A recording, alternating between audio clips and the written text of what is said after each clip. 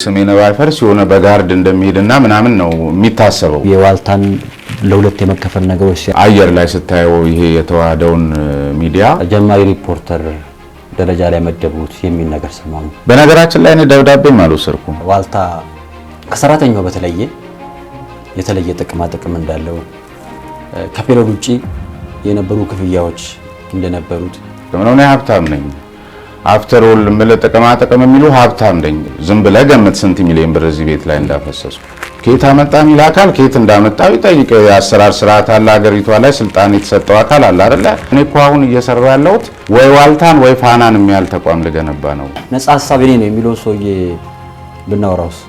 እኔ ስለ ሰው ማውራት አልፈልግም። ጌታቸው ረዳን ወደዋለሁ የሚል ስለ ጌታቸው ረዳ ብዙ ጊዜ ታወራለህ። እንግዲህ ከስራ ባልደረባነትም ከብዙ ነገሮች ማርናቂውም እንደሆን ካውቃለህ። ሲያሳድዱኝ የነበሩ ሰዎች ግን ከፊት ለፊት ቁጭ ብለው ለጌታቸው እንዲህ ተነስተው ሲያጨበጭቡ አየሁ። በዚህ በባይፈርስ ሚዲያም ላይ ከሚቀርቡት እንግዶች መካከል አንዱ ጌታቸው ረዳ ነውና ይሄን ጥያቄ እኔም አቅርቤለታለሁ። እሱን እዛ ላይ ትከታተላላችሁ። የስምረት ፓርቲ ምስረታ ላይ ሰሜን ባይፈርስ አዳራሽ ውስጥ ነበር ብለውኛል። ጌታቸው ረዳ መስረተው ስምረት ፓርቲ ውስጥ እንደውም የኮሙኒኬሽኑ ቦታ ከዚህ አካባቢ ተሰውር ያለው የዚች ሀገር ድምቀትና የመድረክ ውበት ሆኖ በየቦታው ላይ የምንመለከተው ጌታቸውን አይደል? ሰላም ጤና ይስጥልን ተመልካቾቻችን፣ ይህ በባይፈርስ ስቱዲዮ ተቀርጾ በናሁ ቴሌቪዥን እናንተ የሚደርሰው ወቅታዊ ፕሮግራማችን ነው።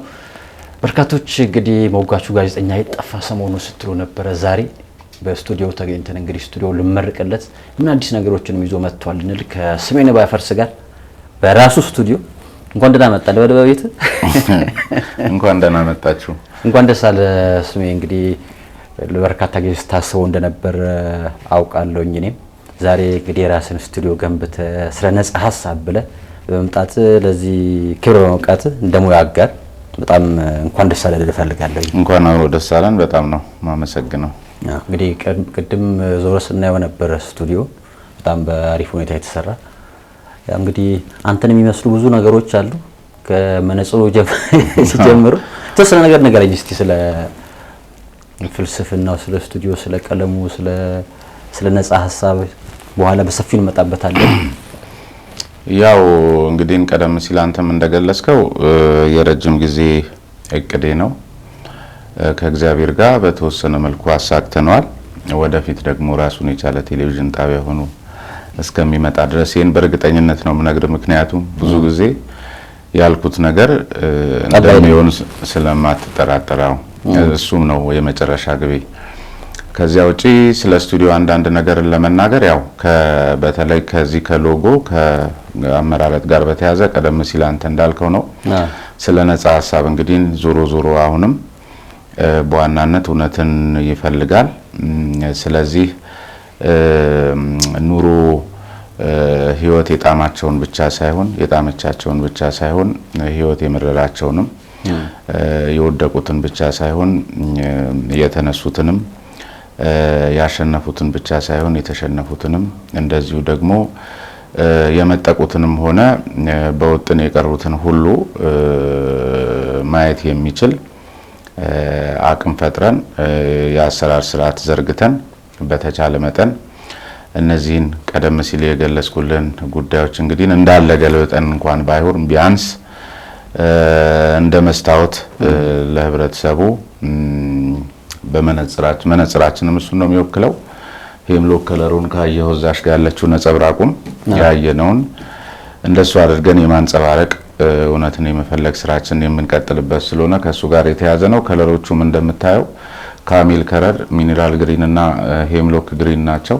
እነዚህ እንግዲህ ከጥንካሬ ከድል አድራጊነት ጋር ይያዛል። ሄምሎክ ነው ሄምሎክ ግሪን። ከዚያ ውጪ ካሚሉ እንግዲህ ከተስፋ ከብርሃናማነት ከመሳሰሉት ጋር የሚያዝ ነው። ሚኒራል ግሪንም በተመሳሳይ እንግዲህ የተፈጥሮና የሰውን ጉዳይ የምታንጸባርቅበት ነው። ስለዚህ ስለ ነፃ ሐሳብም ከዚህ የተለየ አጀንዳ የለውም። አሁን በተለይ ስር የሰደደውና በአገራችን ላይ የሚደረጉ የተለያዩ የልማት የመልካም አስተዳደር የዲሞክራታይዜሽን የስራ እንቅስቃሴዎችን ሁሉ በተለየ አንግል አይተው ሁሉን ነገር በስሜት ብቻ በሰከነ መንፈስ ሳይሆን በስሜት እየተነዱ የማየትን ነገር ላለማስተናገድና በተቻለ መጠን እውነተኝነትን መሰረት አድርገን ለመስራት የሚያስችል እድል መፍጠር አለብን ብለን ስለተነሳን ከሞላ ጎደል ይህንን እንዲያንጸባርቅ ነው የተሰራ ነው። ከዚያ ባሻገር ያሉት እንግዲህ አንዳንዶቹ ያው የመጽሐፍት መደርደሪያዎች የመሳሰሉትም እዛው ተካተው 3ቱ ብራንዶች ወደፊትም ቴሌቪዥን ጣቢያ ሆነን ስንወጣ አብረውኝ የሚቀጥሉ። ስሙ እንዴት መጣ? ባይፈርስ ሚዲያ እንግዲህ ያው ብዙዎቹ ከአባቴ ስም ጋር ሊያያይዙት ይችላሉ። ከአባቴም ስም ጋር መያያዝም አለበት። ምክንያቱም ስሜን ሲያወጣም ስሙን እንዳስጠራለት ነው። ስሜነ ባይፈርስ ቢያንስ ሰው ስጋ ለባሽ ነው ይሞታል። ነገር ግን ስም ከመቃብር በላይ ስለሆነ ይመስለኛል ስሜን ያወጣው። ስለዚህ አንድም ለሱ መታሰቢያ ይሆነዋል፣ ስሙን የሚያስጠራ የመጀመሪያ ልጅ እንደመሆኔ ተገቢ ነው። ከዚያ ባሻገር ደግሞ በመሰረታዊነት ከስነ ነጻ ሀሳብ ጋር ደግሞ ሲያያዝ ባይፈርስ ሚዲያ እዚህ ሀገር ላይ እንደተለመደው ወይም በውጪ እንደምናያቸው አንዳንድ ሚዲያዎች ጀርባው ላይ በሚያንጠለጥለው ድብቅ አጀንዳ ሲባል የፋይናንስ ሊሆን ይችላል፣ ድብቅ አጀንዳ ሲባል የፖለቲካ ሊሆን ይችላል። በተለያየ መልኩ የማይፈርስ ወይም ደግሞ ወደ ቀደም ሲልም ስሜነ ባይፈርስ ነጻ ሀሳብን በሚሰራበት ወቅት እንግዲህ ነገሮችን ዙሩ በተለያየ መልኩ ሁሉን ነገር ከብሔር ከሃይማኖት ጋር እያያያዙ የሚተረጉሙ አካላት ለማፍረስ ያደረጉት ጥረት ሁሉ በሐሳብ የበላይነት ከሽፏል። ሐሳብ አሸንፎ ስለ ነጻ ሐሳብ መጥቷል። ነገም ከነጎዲያም ሐሳብን ብቻ በማንሸራሸር እዚህ ቤት ውስጥ ዲሞክራሲያችን የሚጎድለው የሐሳብ ፍጭቶች እድል እንዲያገኙ በማድረግ ከፍጭቱም በሚገኘው ብርሃን ደግሞ ጨለማ የወረሳቸውን እውነቶች ገላልጦ ብርሃናማው ነው ያው እንደ ከለሩ ቀደም ሲል እንደነገርኩ ማውጣትን ብቻ መሰረት ያደረገ የስራ ኢንቫይሮንመንት የስራ ካልቸር እንጂ ከዚያ ባሻገር የሆነ ሁልጊዜም ቀደም ሲልም እንደዚሁ የተገናኘንበት ጊዜ ላይ ነግሬህ ሊሆን ይችላል ይመስለኛል። በስተጀርባ ፍራንክ ካለ ሌላ ተጨማሪ ፍራንክ ያፈርሳል። በስተጀርባ የፖለቲካ አጀንዳ ካለ በዚያ የፖለቲካ አጀንዳ ካተረፍከው በላይ ሌላ አጀንዳ ይዞ የሚመጣ ካለ እንደ ኪስ ነው። ስለዚህ እሱም ያፈርሳል። በተለያየ መልኩ እናይተናል። ፍራንክ ይዟቸው የመጡ አካላት ፍራንክ ይዟቸው ሲፈርሱ አይተናል። ስለዚህ ሐሳብን ብቻ መሰረት አድርገህ ደግሞ ስትሰራና ስትንቀሳቀስ አትፈርስም። ባለመፍረስ ደግሞ ሀገር እንዳትፈርስ ትሰራለህ። ማህበረሰብ እንዳይፈርስ እንዳይናጋ የመስራት እድልህ ሰፊ ይሆናል። ስለዚህ ሌላ ጠላት መጥቶ ዝም ብሎ ባይፈርስን ለማፍረስ መጥቶ ምልህ ስጋ ለባሽ ከሆነ የሰው ልጅ አቅም በላይ ሆነ ነገር እስካልመጣ ድረስ በተለያየ መልኩ እዚህ ዓለም ላይ በመናየው መልኩ ወይም ደግሞ ሌሎች ጓደኞቻችንም የምንላቸው ወይም ደግሞ ያለሟቸውም ገብተው ሲፈተፈቱ የነበሩ አካላት ትልልቅ ስቱዲዮዎች ገንብተው ሲሰሩ ነበር። ግን ብዙም ሳይቆዩ ሲፈርሱ እንመለከታለንና ስለዚህ የማይፈርስ ሚዲያ ነው የገነባውት ከሚል መነሻ ነው ስሙ ይመጣ። ምናልባት ከዚህ በፊት የራሳቸውን ቴሌቪዥን ጣቢያ የመሰረቱ ሰዎችም ነበሩ። በራሳቸው ስም ቴሌቪዥን ጣቢያውን ሲጠሩ የነበሩ ምናልባት በኋላ ባይፈርስ ወደ ቴሌቪዥን ጣቢያ ሲያድግ ምናልባት ሀገርን የሚወክሉ ሌላ የወል የሆኑ ስሞችን መሰየም አይሻልም ወይ? በአንድ ግለሰብ ዙሪያ ውስጥ ያጠረ ስያሜ ከመስጠት ይልቅ በኋላ ብዙ ሰው የሚገባበት ሰፍቶ ለሀገር ደረጃ የሚበቃ ቴሌቪዥን ጣቢያ ከታሰበ ከራስ አካባቢ ወጥቶ ሰፋ አድርጎ ማሰቡ አይሻልም ነበር ወይ? ባይፈርስ ሚዲያ ማለት ለሚሉ ሰዎች ምን ይላል ስሜና? ባይፈርስ ማለት እንግዲህ እንደ ሚዲያ ያፈርሳል ይገነባል አይደል? ስለዚህ አሁን አንተ ስሜነ ባይፈርስ ስለሆንኩኝ በዚህ ኮንሰፕት ውስጥ ሆነ ስላየው ነው የግለሰብ ስም ያረከው። ባይፈርስ በራሱ የወል ስም ሊሆን ይችላል። ሀገር እንዳትፈርስ የሚሰራ ነው። ማህበረሰብ እንዳትፈርስ የሚሰራ ነው።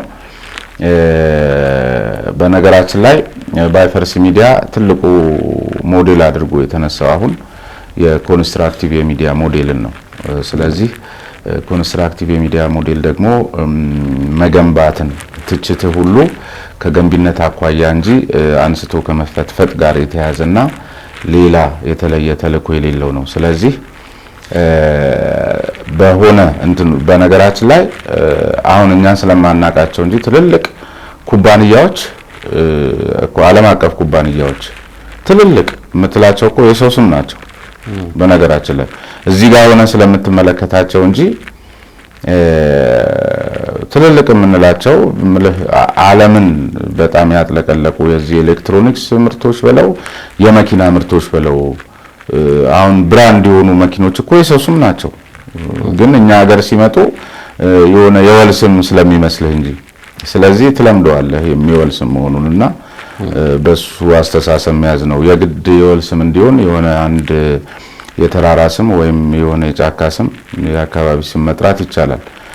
በነገራችን ላይ የወል ስም ደግሞ ለማን ነው የወልነቱ የሚባልም ነገር አለ። ለምሳሌ አሁን እኔ ከመሬት ተነስቼ ዝም ብዬ ጦሳ ቴሌቪዥን ብልህ እንደወል ጦሳ እዛ አካባቢ ላለ ነው እንትኑ። ስለዚህ የወል ስምነቱ እንደ ርቀትህ እንደ ኮንቴክስት ነውና አሁን ላንተ እንደሱ ስለመሰለህ እንጂ ኤኒ ቦታ ላይ ብትሄድ ትልልቅ የተባሉ ኩባንያዎች ስም ናቸውና ምናልባትም የአባቴን ስም ደግሞ ወደፊት የሆነ አንድ የኩባንያ ስም ሆኖ በዚያው እንዲቀጥል የሚሆንበት እድል ደግሞ ከገጠመኝ የበለጠ አሪፍ ነው የሚሆነውና እንደዛ ነው የሚሆነው። ወደፊትም ስለ ነጻ ሀሳብ አባቱን እናንሳና ነጻ ሀሳብን እሱን የወለደውን ወደ ዋልታ አካባቢ እንመለስ። ስሜን የሚታወቅበት ስሜን ሲነሳ እንግዲህ ዋልታ አብሮ ይነሳል። ዋልታ ከተነሳ ማጋነን አይደለም። ነጻ ሀሳብና ስሜን አብሮ የሚነሱ ነገሮች ናቸው። ግን ያ ከነጻ ሀሳብ በፊትም በበርካታ ዶኩመንተሪዎች የሚታወቀው ዋልታ ከነ ሎጎ ከነ ባሪያ ወፍ ከነ ሌሎች ነገሮችን ብዙ ትዝታ አላቸው ከዋልታ ጋር በተያያዘ ያ ተቋም ከስሙ ብዬ ተጠቀመዋለሁ ነው ቃሉን ወደ ሌላ ተቋም ሲሄድ እነ ስሜንም ሲሰሩ ነበር አብሮ የሆነ ነገራቸውም ጭምር ነው ወደ ሌላ አካል ሄደውና ይሄ ነገር እንዴት ተፈጠረ? ስሜንን ሲሰማ የነበረው ስሜት ዘዋልታ አካባቢ የነበረው እንደባባቅ ደስ ይለኛል። እኔ ተጠያቂ ናችሁ ብዬ ስለማስብ በነገራችን ላይ ያው አሁን ላይ እዚህ ጋር ቆመን አሁን እንደው ዝም ብሎ እንትኑን ለማንሳት ያህል ካልሆነ በስተቀር የነሱ አካል አይደለውም ወይም ደግሞ አሁን ላይ ይሄን አስተያየት ስሰጥ እንደግለሰብ እንጂ እንትና እንዳይወሰድብኝ ነው የምፈልገው። ከዚያ ውጪ እንግዲህ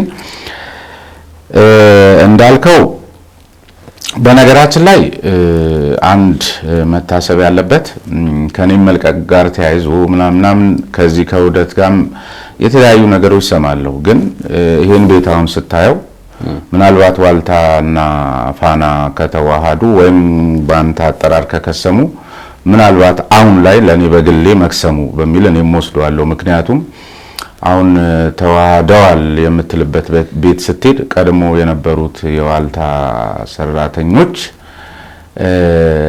እንደው ከቀደመው 10% እዛ ቤት አሁን ታገኛቸዋለሁ ይሄ በዚህ ሰዓት ላይ ብለህ ብትጠይቀኝ አይመስለኝም። ስለዚህ ከሰመ የሚለው እንትን ገዢ ይመስለኛል ጥሩ ቃል። ስለዚህ እኔ ይሄ ነገር ከመከናወኑ አስቀድሞ ኦሬዲ በስሜት ከዛ ውጭ መሆኔን ይሄ ቤት ያረጋግጥልሃል። ምክንያቱም እንደምታየው ነው እዚህ ከላይ መታየው ነው እዚህ ቁሳቁሱን ጨምረ ስቱዲዮ ግንባታውን ጨምረ እንደዚህ ያሉ 3 ካሜራዎችን ስትገዛ ምን ስትል ከመሬት ተነስተ የሆነ ስለከሰመ በአንድ አፍታ በእኔ አቅም ላመጣው አልችልም። ስለዚህ እንዲህ አይነት ስቱዲዮ ለመገንባት ቢያንስ ከኔ ጭምር የ4 የ5 ሰው የስራ እድል ፈጥረህ እንደዚህ ለመቆየት ከአንድ አመት በላይ ሆነ ዝግጅት ይጠይቃልና የኔ ይሄን ስቱዲዮ መገንባት ከዚህ ኬዝ ጋር የሚያያዝ አይደለም ወይም አስቀድሜ የጀመርኩት ነውና ስሜቴን ከዛ አኳያ እንዲገናዘብ ነው። ከዚያ ውጪ ዝም ብዬ ነገሩን ከላይ ሳየው በነገራችን ላይ ምን ተሰሩ ነበር የሚል ጥያቄ ነው መሰረታዊው ነገር። ግን ምን መሰለ ስንሰራ የነበረው ምንም የምናውቀው ነገር ስላልነበር የምንሰራው ነገር አልነበረም። ምክንያቱም እንግዲህ ግልጸኝነት መርሁ ሊሆን የሚገባው ለጋዜጠኝነትና ለሚዲያ ነው አይደለ? ግልጸኝነት መሰረታዊ መርህ ነው። ነገር ግን ይሄ አሁን ያልከው የመክሰምም ይሁን የውህደቱን ጉዳይ ምንም የምናውቀው ነገር የለም። በግልጸኝነትም የተከናወነ አይደለም። በሚስጥር ሲሰራ የቆየ ነው። ካለቀ በኋላ ነው መድረክ ተፈጥሮ ማለቁን ሊነገረን የተሰበሰበ ነው እንጂ አሳታፊ አልነበርንም። እኔ እንደውም ከአመራሩ ጋር በነበረኝ ቅርበት በተወሰነ መልኩ የተወሰነ መረጃ አግኝቼ ስለነበር የውህደቱ ፖለቲካ የሚል አንድ መጣጥፍ አዲስ አድማስ ጋዜጣ ላይ አስነብቤ ነበረ። ከዚያ በኋላ እሱ በራሱ የፈጠረው የሆነ ብዙ መወዘጋገቦች የነበሩ ይመስለኛል። ግን ያም ሆኖ ይህ እውነቱን ነው እዛ ላይ ለመግለጥ የሞከርኩትና ከዚያ ውጪ እንግዲህ ካለቀ በኋላ ግልጸኝነቱ መሩ ሊሆን የሚገባው ሚዲያ ልታዋህድ ወይም ጋዜጠኞች ላይ ሪፎርም ልትሰራ ስታስብ ጋዜጠኞችን ሳታሳትፍ የሁለቱንም ተቋማት ሂደት በአግባቡ ሳታሳይና አስተያየታቸውን ሳትጠይቅ እንደዚህ አይነት ነገሮች ውስጥ ተገብቶ ካለቀ በኋላ ሲነግሩን መሰረታዊ ምክንያቱ የማርኬቲንግ የቴክኖሎጂ ምናምን የሰው ሀብቱን አጣምረን የተሻለ አቅም ያለው ሚዲያ ለማቋቋም የሚል ነው። ኢትስ ኦኬ ሐሳቡ እንደ ሐሳብ ዝም ብለህ ከላይ ስታየው ይመስላል። ግን አሁን ላይ እንደተባለው አየር ላይ ስታየው ይሄ የተዋሃደውን ሚዲያ በይዘትም በቴክኖሎጂም በሰው ሀብትም በፊት ከነበረው ብቻውን ሆኖ እስከነበረው ይሻላል ወይ?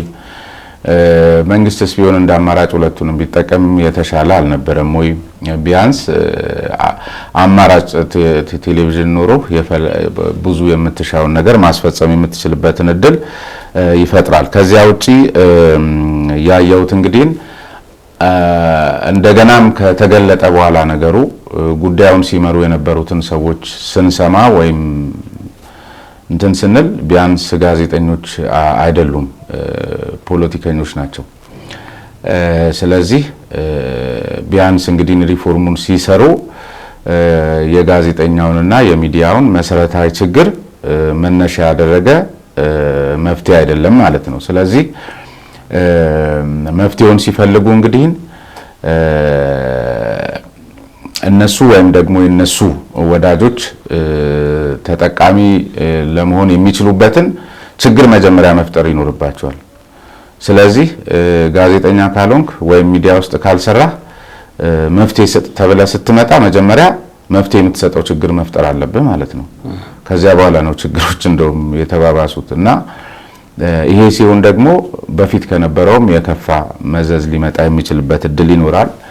ከዚያ ውጪ ምን ትሰሩ ነበር ላልከው መሰረታዊ ነገር ይመስለኛል ዋልታ ቤትም አዲሱ አመራር በተወሰነ መልኩ ይዟቸው ከመጡ አመራሮች ውስጥ ጥቂቶቹ ትንሽ አዋኪና ግን በትግል ልታሸንፋቸው የምትችላቸው ግለሰቦች ነበሩ ይመስለኛል። ነበሩም ደግሞ ምክንያቱም እኔ ታግያቸው ስለማቅ እንጂ ስለ አንድ ሰው ወይም ስለ ሁለት ሰው ወይም ስለ ሁለት አለቃ መጎረባበጥ እንደዋልታ ዋልታን የሚያል ተቋም እስከ መናድ የሚያደርስ ፕሮፓጋንዳና ሰልፍ ውስጥ መግባት አይጠበቅብኝምና እኔ በባህሬ በመሰረቱ ማቀውም ሁልጊዜ ሰዎችን ከሄዱ በኋላ መውቀስ መንቀፍ ደስ አይለኝም። ባለበት ትታገለዋለህ፣ ከተሸነፍክ ዞር ትላለህ፣ ካሸነፈ አሸነፈ ነው። ሐሳብ እሱ ነው። ስለዚህ ሁለት አካላት አንደኛ ቀደም ሲል የነበረው በዶክተር ንጉሴ ዘመን የነበረውና የአመራር መፍረሱን የሚቃወም ወይም ደግሞ የሆነ ብቻ ሁሉ ጊዜ አዳዲስ አመራር ሲመጣ የሚፈጠር ቡድን አለ አይደለ? ያኛው ቡድንና እዚህኛው አዲሱ መሐመድ ይዞት ከመጣው አመራር ውስጥ ደግሞ ከተወሰኑት ጋር የተጣላው ኃይል ይሄን ዜና አግለብልቦ መክሰሙን አጣደፈው በፕሮፓጋንዳ ወይም አሁን ያልከውን ጥያቄ ምን ትሰሩ ነበር ብለን ለመጠየቅ የምናስበውን ሰዎች ሁሉ ጭምር እስከ መድፈቅ የሚያደርስ ጉልበት የፈረጠመ እንትን እና ዛሬ በተለያየ መልኩ አገኛቸዋለሁ። ምን ላይ እንዳሉ ራሳቸው ናቸው የሚያውቁት። ኦልሞስት ከጨዋታ ውጪ ሆነው ፊዚካሊ ጭምር ሳይቀር ማለት ነው የስነ ልቦና ጉዳት ብቻ ሳይሆን ፊዚካሊ ከባድ ድህነት በምታይባቸው ሁኔታ ላይ ነው የሚገኙትና ዞሮ ዞሮ በራሳቸው ጊዜ ያመጡት ነው ብዬ ነው ማስበው። ያም ሆኖ ይህ ግን ዝም ብለን ሊኖር የሚገባው ሪፎርም ከሆነ ማለት ነው።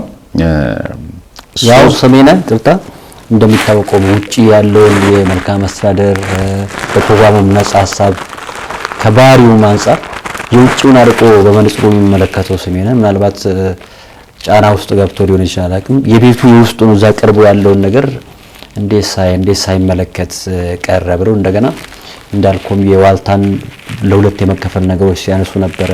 ከዛ ውጪ ወደ ፋና ስትሄዱ ካለ ሲኦ እናንተ ከአላፊዎች እንኳን ድልድሎችና ሲደረጉ እንኳን ከፋና በርካታ ኃላፊዎች ኖሮ እናንተ ያለ ሲኦ ውክልናችሁ ራሱ በጣም ቅሬታዎችና ውስጥ ሲገቡ የነበሩበት ማምለቶች ነበሩ የሚባሉ ነገሮች ነበሩ። እንደገና የሲኦ ምናምን የሚል ዶክመንተሪም ሲሰሩ ነበር እንደሚከስም እየታወቀ የሆነ አካል በጣም ጥሩ ነገር ሰራ ነበረ የሚል ነገርን ለማንሳት የሆነ አካል ደግሞ እዚህ ጋር ለዋልታው ሲሆን ዶክመንተሪ ሰራ ነበርና ጎልቶ በውጪ የሚታይ ነበረ ክፍፍሉ ለፈልጌ ነው። አዎ አሁን እኔ እንግዲህ አላውቅም ማለት በዛ ሰዓት በነገራችን ላይ ኦሬዲ አሁን ሰዎች ቀደም ሲልም ነገር ያለው እኔ እዚህ ሂደት ላይ ነበርኩ። የወረቀት ስራ የሆነ ጊዜ መሀል ላይ በነገራችን ላይ ስቱዲዮ ከመገንባታችን አስቀድሞ የወረቀት ስራው ከ20 ያላነሰ ቀን ቢሾፍቱ ትልቅ ሆቴል ውስጥ ቁጭ ብለን ከባለሙያዎች ጋር ነው የሰራሁትና ኦሬዲ እኔ የዛ ሰዓት ላይ በዚህ እንትን ውስጥ ተጠምጬ ነበርና ብዙዎቹን እንትን አላስታውስም። የማውቀው ግን የሚገርምህ የትኛውም ጋዜጠኛ ነህ ምናልባት መረጃ ሊደርስ ይችላል ወር ልታገኝ ትችላለህ። የትኛውም ማሰላለፍ ውስጥ ቡድንተኝነት ውስጥ የለውበትምና ቡድንተኝነት ውስጥ ደግሞ በማትኖርበት ጊዜ ምን ይገጥማል መሰለህ? ይሄኛውም የዛኛው ነው ብሎ ያስባል፣ ያኛውም የዛኛው ነው ብሎ ስለሚያስብህ ብዙ ነገር ካንተ የተደበቀ ነው የሚሆነው እና ብዙ እንትኑ የለኝም። ከዚያ ባሻገር እኔ ስለ ድልድሉ ሳይሆን እኔ ስለምቀጥረው ካሜራማን፣ ስለምቀጥረው ኤዲተር፣ ስለምቀጥረው ሶሻል ሚዲያ ማናጀር ምናምን መዋቅር እየሰራው በነበረበት ሰዓት ስለሆነ ዝም ብሎ ፕሮሰሱን እንትን ለማለት ሄድኩ እንጂ አንድም ቀን እንትን ያልኩት ነገር ስለሌለ እሱን ብዙ እንትን አይደለም። ግን ዝም ብሎ ወደፊትም አሁንም ሪፎርም ሲባል ሚዲያ ላይ እንዴት ነው የሚሰራው? እንዴት ነበር ማሰብ የነበረባቸው? ምክንያቱም ለምሳሌ እኔ አንዱ በመሰረታዊነት ከኢኮኖሚ ጥያቄ ባሻገር በራሱ አስተዳደራዊ ጉዳዮችም ናቸው ይሄን ሚዲያ እንድትመሰረት የሚያደርግ ገብቷል። ትፈልጋለህ ሙያህ ባደገ በዳበረ ቁጥር ደግሞ የበለጠ ልክ እንደ ውጭው ዓለም ኤክሰርሳይዝ ማድረግ ትፈልጋለህ። ምክንያቱም የሚበዛው ክልከላ እኔ አሁንም ድረስ በተለያየ መልኩ አንዳንድ ጊዜ ጋዜጠኞቹ የሚቃወሙኛል ኮሜንት ላይ ያለው እኔ እስከማውቀው ድረስ ብዙዎቹ ክልከላዎች እዚያው በሚያጨበጭቡ አለቆች የሚመጡ እንጂ በመንግስት የሥራ ኃላፊዎች ነው ብዬ ስለማላስብ የየራሳቸውን ስልጣን የሆነ ለማሳደግ ሲሉ የሚፈጥሩበት ጫና የበለጠ እንዳትሰራ ያደርጋል።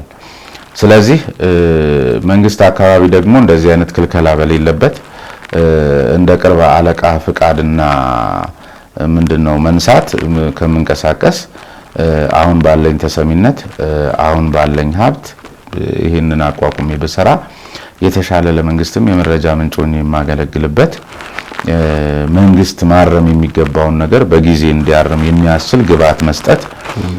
ምክንያቱም በነገራችን ላይ ምንም ጥያቄ የሌለውና መወሻሸት የሌለብን ነገር አሁንም መንግስትም ቆም ብሎ ማሰብ ካለበት ማሰብ የሚገባው ነገር እንዲህ ያሉ መረጃዎችን መደበቅ እነዚሁ ሚኒስትሪሚንግ ሚዲያዎች መሰሉኝ አይደል አብረው ያ ሁሉ ኪሳራ ውስጥ ያ ሁሉ ሲበሰብስ ማን ነው ኢህአዴግ ራሱ ምን ብሏል? በስብሻለው ሸትቻለው እንደዚሁኛለው ምናምን ወደ መጨረሻው አካባቢ ላላረ ያን ሁሉ ግን እኮ ሲበሰብስ እንዳልበሰበሰ የልማት ትሩፋቱ ሀገር እንዳጥለቀለቀ ሲያወሩለት የነበሩት እነሱ ናቸው። ስለዚህ ሞቱንም ሲያፋጥኑ የነበሩ ሚዲያዎች ናቸው ማለት ነው። ስለዚህ ሁልጊዜ እያግለበለቡ መጨረሻ ላይ ሞትንም የሚያፋጥኑ ከሚሆኑ ይልቅ የተሻለ መረጃ ሰጥተው እየታረምክ እነሱም ጠንካራ ሆነው እንዲወጡ የሚያስችል ተቋማት ሆነው ቢወጡ ደስ ይለኛልና ስለዚህ አንዳንድ አለቆች እንደዚህ አይነት ድርጊት ውስጥ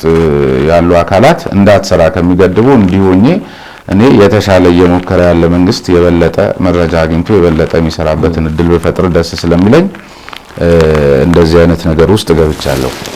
ጥሩ ከፋና ቤት እንግባና እስቲ ትንሽ ቆይተን እንወጣለን። ድልድሉ ተደረገ።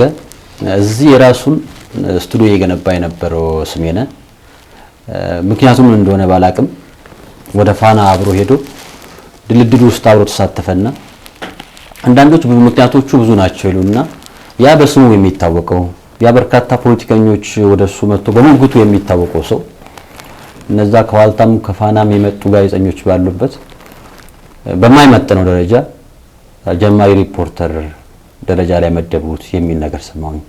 የነገሩ ማለት ነው። በነገራችን ላይ እኔ ደብዳቤም አልወሰድኩም። ደብዳቤ አልወሰድኩም። መመደብ ውስጥም አልገባውም። አሁን አንተ የምትለውን ነገር ውስጥም የለውበትም። ነገር ግን አንድ ጊዜ እጃለሁ ይመስለኛል ከቅርብ አለቆች ጋር የተወሰነ ነገሮችን አውርተናል። ያንንም ያደረኩት ፎርማሊቲውን ለማሟላት ነው። በነገራችን ላይ ይሄ ዝም ብሎ ጥሰህ መስሪያ ቤት ነው። በቃ አንድ ተቋም ሆነ። ስለዚህ እየወጣህም ለምሳሌ እኮ የወር እንትን ሰተህ ምናምን ነው አይደለ የምትሰራው። እየለቀክም የግድ ከተቋሙ ጋር አንድ ወር ምናምን የመቆየት ግዴታ ይኖርብሃል። ከዚያ ውጪ ግን ምልህ አሁን ላይ ስትሰማ ብዙ ሰዎች በተለያየ መልኩ እንዲተደረኩ እንዲደረሰብኝ ምናምን ለመልቀቃቸው ምክንያት ሲሰጡ ሰማለሁ። ምልህ አንዳንዱን ከየራሳቸው እንትን እኔ ምደባ ውስጥም አልገባውም፣ ደብዳቤም አልወሰድኩም፣ ምንም አላልኩም። በቃ እኔ ይሄን እንትን እያልኩኝ ነበረ። በስልክ ሲበቃኝ ወደዚህ መጣሁ። እንትን ውስጥ አልገባውም፣ ብዙ ውዝግብ ውስጥ። በነገራችን ላይ ልክ አሁን እዛ ወደ ፋና በምንሄድበት ሰዓት ይመስለኛል ይሄ ቤት ቀለም እያስገባሁት ነበረ። ኦልሬዲ የተጀመረ ነገር ስለነበር ማለት ነውና አርገው ሊሆን ይችላል አላቅም። በነገራችን ላይ አሁንም ቢሆን ምናልባት አንተ እንግዲህ የደረሰ እንደሱ አርገው ከሆነ ያው መግፋት ነው፣ ነፃ ሐሳብን አይፈልጉትም ማለት ነው። ብዙ ትርጉም ልሰጠው ትችላለህ፣ ግን አይመስለኝም። የደረሰኝ ነገር ስለሌለ ስለሚያስጠይቀኝም በእጄ የተቀበልኳቸው ነገር በሌለበት ሁኔታ ላይ አርጓል ብሎ ማለቱ አንድ ያስጠይቃልም፣ ሁለት ያለ ስማቸው ስም መስጠትም ስለማልፈልግ። በነገራችን ላይ ሐሳብ ማለት ይሄ ነው። በቅድምም ስነግርህ ነበረ። በነሲብ ወይም ሰዎች ስላሉ ወይም የሆኑ አካላት ነገሌን ጎድተዋል ተብሎ ስለሚታሰብ አሁን በስራ ላይ ባሉበት ሁኔታ ላይ በስሚ ጨምሬ ደብዬ እንትን ማለት አልፈልግም። የደረሰኝ ነገር ቢኖር እነግርሃለሁ። ከዚያ ውጪ ግን አንተ ደርሶ ከሆነና አድርገውት ከሆነ አይ ዶንት ኖ እንደሱ ነው ያለኝ መረጃ። በጣም እንጂ ኦልሬዲ እኔ አሁን ትዝ የሚለኝ በራሱ አንዴ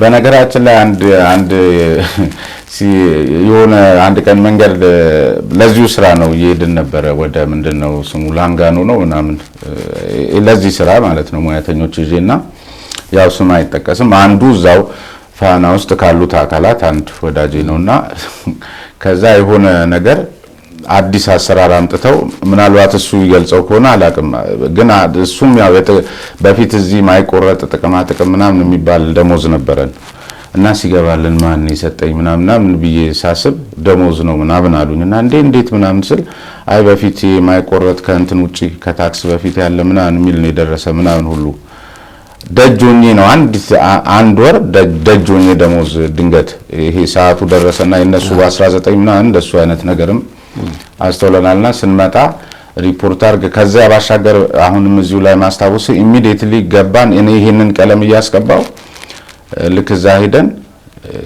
ገባችሁ ሲባል ማለት ነው እንትን ሁሉ ተለጥፎብኝ ነበር እንደነበረ ሲና አልነገሩም ምንድነው ስሙ የመጨረሻ ማስጠንቀቂያ ምናምን እኔ ኢየሩሳሌም ነበርኩ እስራኤል ነበርኩ በቃ ዝም ብዬ ነው በራሴ ጊዜ ኦሬዲ ይሄ ተቋም ስላለ ይሄ የማስፈቀድ ሂደቱ ውስጥ ምናምን የማለት ውስጥ በቃ አልቻልኩም ሁለት ቦታ ሆንኩ ይሄ አንድ ወር የቆይታ ጊዜ ራሱ አመልክተህ ምናምን የምትለው ነገር አለ አይደል ድካም ዋጋ ምናምን ውስጥ ሁሉ ነው ክሊራንስ ውስጥ ማልገባውን በነገራችን ላይ ምንም ያደረኩት በቃ ዝም ብዬ ነው ልቅ ያልኩ እዛ ሄድኩኝ ስመጣ የመጨረሻ ማስጠንቀቂያ ከተጻፈብኝ ከ15 ቀን ኋላ ነው ከእስራኤል የተመለስኩት በ3 ቀን ውስጥ ሪፖርት እንድታረግ የሚለው እኔ ልክ እንደሄድኩ ነው የተለጠፈው እኔ ስመጣ ኦሬዲ አልፎበታል ራሱና ወደዚህ ነው እንትን ያልኩት ግራ ቀኙን አይቶ ስሜነ ዋልታ ከሰራተኛው በተለየ የተለየ ጥቅም እንዳለው ከፔሮድ ውጪ የነበሩ ክፍያዎች እንደነበሩት ወደ ፋና ሲመጣ ግን እነዛ ነገሮች ስለቀሩና የደሞዝ ሁኔታም ሲታይ አናሳ ከመሆኑ የተነሳ በዛ ምክንያት ነው ከዛ በኋላ ባይፈርስ ሚዲያ ወደሚለው የመጣው እንጂ መጀመሪያማ ሐሳቡ ነበረው እነኚህ ጥቅም ትችላለህ ግን አሁን ምልህ አሁን የሚጠቅመውን ነገር እናውራ ብዬ ነው እኔ ምልህ ደሞዙ ምናምን አይደለም ከዚህ ፊት እግረኛው ሚዲያም አንድ ጉዳይ አንስቶልኝ ነበር የሥራ ዋስትና ሳስበው ምናምን ምልህ ለህዝብ ስለማይጠቅም ነው እኔ ሀብታም ነኝ አፍተር ኦል ምልህ ጥቅም የሚሉ ሀብታም ነኝ ዝም ብሎ እንቅስቃሴ የተለየ ነገር ይሰጣል ከሚል ነው የተለየ ነገር ከሚሰጠኝ ከሆነ ዋልታ ሆኜ እሱን መክሰስ ነው የተለየ ነገር ካለ ሰነድ አለ ማስያዝ ነው አይደል ሙስና ከሆነ ብልሹ አሰራር ከሆነ በነገራችን ላይ አንዱ መሰረታዊው ችግር የነበረው እኔ ገቢ ምንጭ ነበርኩ ለዋልታ ለሃውንም ሌላ መመጻደቅ ምናምን እንዳይሆን ነው የዋልታ ሴልሶች እኮ ኢትዮጵያ ንግድ ባንክ አዋሽ ባንክ ምናምን ነፃ ሐሳብን ስፖንሰር አድርጉልን ብለው አይሄዱም ነፃ ሐሳብን ወረፋ ይዘው ነው የሚያደርጉት ቢደረግልኝ አይገርም ሁላችሁም ማንም ብዙ ሰውም እኔ ስሜነ ባይፈርስ የሆነ በጋርድ እንደሚሄድና ምናምን ነው የሚታሰበው ግን ትንሽ መኪና ሲሰጠኝ አይኑ ደም የሚለብስ ነው ያለው ገብቷል አሁን ካለፈ ኋላ መተማማቱ ምናምን ተገቢ ስላልሆነ እንጂ ኦሬዲ ይቻላል አሁን ጥያቄውን ባጭሩ ለመመለስ ሲቀርበት ምናምን ይሄ ሀሜት ስለሆነ ነው ይሄን መገንባት የሚችል ኪሱ የደለበ ሰውዬ እዚህ ውጣውረድ ውስጥ ይገባል ወይ ዝም ብለህ ገምት ስንት ሚሊዮን ብር እዚህ ቤት ላይ እንዳፈሰስኩ አይደለ ዝም ብለህ እነዚህን ካሜራዎች ምናምን ሳለው ከዚያ በኋላ ለሰራተኛ መከፍለውን አስበው ከዚያ ውጪ ሁሉ ነገር እኔ በህግና በስርዓት ነው መሰራው ከየት አመጣ ሚል አካል ከየት እንዳመጣው ይጠይቅ የአሰራር ስርዓት አለ ሀገሪቷ ላይ ስልጣን የተሰጠው አካል አለ አይደለ ገቢዎች የሚባል አለ ምናምን ከዚያ ውጪ ስሜነ የተለየ ዋልታ ላይ የሚከፈለው ነገርም ካለ እዛ ኦዲተር ምናምን የሚባሉት ነገሮች አሉ አይደለ እሱንም ማየት ነው እንደውም ብዙ ሰዎች ሲመጡ አንዳንድ ጊዜ ስብሰባ ላይ ትልልቅ የዋልታ የሴልስ አጋሮች ለዚህ ሰውዬ 200 ሺህ ብር ነው የምትከፍሉት ምናምን የሚባል ነገር አለ ማቱ ሰው ግን እኔም በደሞዝ ይበልጠኛል ማለት ነገር ግን እኔ ቀደምም ሲል ተናግሬያለሁ ይሄን ማጥራት የሌላ ሰው ጉዳይና እኔ ሀብታም ነኝ ስለዚህ አሁን በመትለው ጉዳይ ላይ የምገለጽ አይደለም የተለያየ ጥቅም አሁን ቅድም የምትላቸው ነገሮች ማድረግ የሚያስችል ቁመናና አለኝ እኔ ይሄንን 6 ወር ውስጥ ገነባ ለምሳሌ ደሞዝ የለኝም ማለት መተዳደሪያ ስላለኝ አይደለ ይሄን ማድረገው ስለዚህ ብዙ ይሄ እንትን ሚለኝ ነገርም አይደለም የሚደንቀኝ ነገር አይደለም ከዚህም በኋላ ነው ማለት እኔ እኮ አሁን እየሰራው ያለሁት ወይ ዋልታን ወይ ፋናን የሚያል ተቋም ልገነባ ነው ገና ነገ 400 ሰራተኛ ልቀጥር ነው እያልኩ ነው እንደሱ ነው አዝማሚያይ እንዳትጠራጠር ደግሞ ስለዚህ እንዲህ አይነቱ ትርኪ ምርኪ ስሜን የሚገለጽበት አይደለም እናልፎ ይሻላል በጣም አሪፍ ወደ ጥቂት ነፃ ሐሳብ እንመለስ ወደ ኋላ ባለቤትነት ከምንም አንፃር አንድ ሰው ከዚህ በፊት ጠያቂዎች ሲጠይቅ ላይ እንግዳ የሆነ ካወራን በኋላ እንግዲህ ብዙ ነገሮች ተነሱ ይመስላል ከዛ በኋላ ፕሮግራሙን አይቶ ነፃ ሐሳብ እኮ የኔ ፕሮግራም ነበረ ከዛ በኋላ ግን አንድም ቀንም ስሜነ ባይፈርስ ዛሬ እሱ መታወቂያው የሆነው ነፃ ሐሳብ እከሌ ነው ይሄን ፕሮግራም የፈጠረው እከሌ ነው ብሎ አንድ ቀንም ብዙ ሚዲያ ላይ ሲያወራሰን ይችላል የሚል ነገር ሲያነሳ ነበርና ባለቤትነቱ የማን ነው ነፃ ሐሳቡ ነው የመጣው የዋልታ ነው እኔ ዋልታ እንደሆነ ነው ማቀው ምናልባትም በመጽሐፌም ላይ አንስቻለሁ። በተደጋጋሚም በተለያዩ ቦታዎች ላይ ተናግሬያለሁ። የአንድ የግለሰብ ጋዜጠኛ ነው የሚባል መረጃም የለኝም።